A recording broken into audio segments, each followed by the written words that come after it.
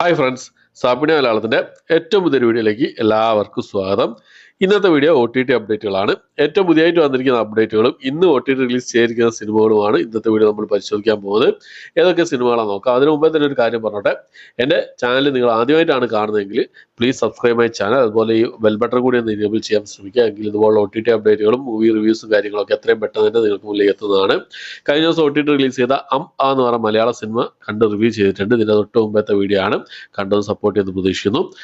Okay, ഏതൊക്കെ സിനിമകളാണ് നോക്കാം നമുക്ക്.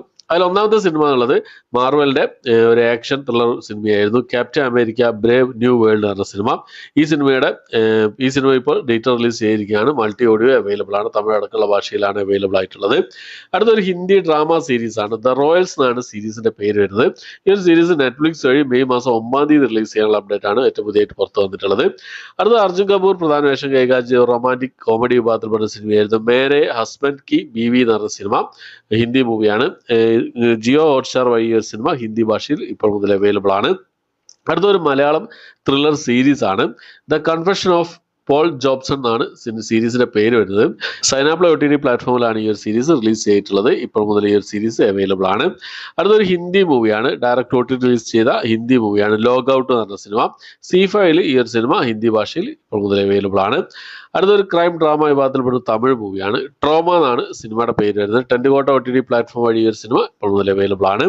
അടുത്ത് ഒരു Japanese crime drama action thriller വിഭാഗത്തിൽപ്പെടുന്ന ഒരു മൂവിയാണ്. ജാപ്പനീസ് മൂവിയാണ്. ബുള്ളറ്റ് ട്രെയിൻ എക്സ്പ്ലോഷൻ എന്നാണ് സിനിമയുടെ പേര് വരുന്നത്. ഏപ്രിൽ മാസം 23 ഈ ഒരു സിനിമ നെറ്റ്ഫ്ലിക്സ് റിലീസ് ചെയ്യുന്നതാണ്. റിലീസ് ചെയ്യുന്ന സമയത്ത് മൾട്ടി ഓഡിയോ പ്രതീക്ഷിക്കുന്നുണ്ട്.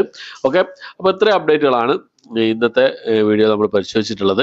ഏറ്റവും പുതിയതായിട്ട് വന്നിരിക്കുന്ന അപ്ഡേറ്റുകളും ഇന്ന് ഓൾറെഡി റിലീസ് ചെയ്തതുമായിട്ടുള്ള സിനിമകളും സീരീസുകളും ഒക്കെ ഏതൊക്കെ എന്നുള്ളതാണ് ഇന്നത്തെ വീഡിയോ നമ്മൾ പരിശോധിച്ചിട്ടുള്ളത്.